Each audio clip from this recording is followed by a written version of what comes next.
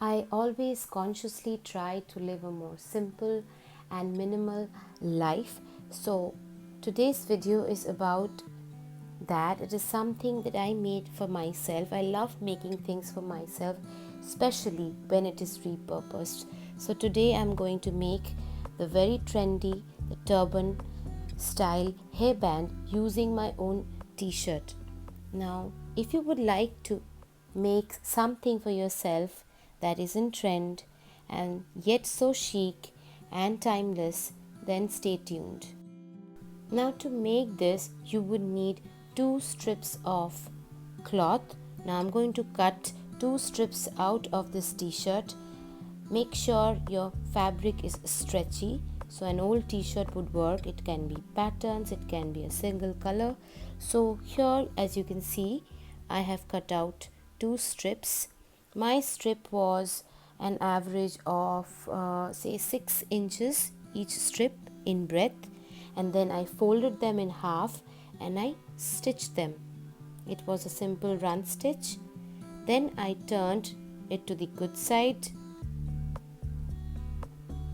I kept the seam in the middle so that when I make it, then it looks quite seamless. Now I'm placing one on top of the other, like a cross or a plus sign, and then I fold it in, and it's almost like a loop. Now I join the edges, I line them up properly.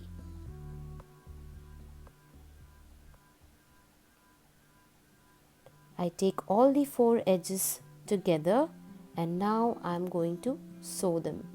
You could use fabric glue, which can be quite messy according to me. I like to stitch it. It gives a more neat look to it. And once you are all done, this is how it would look like. Now once I'm done with the stitches, my hairband is almost ready.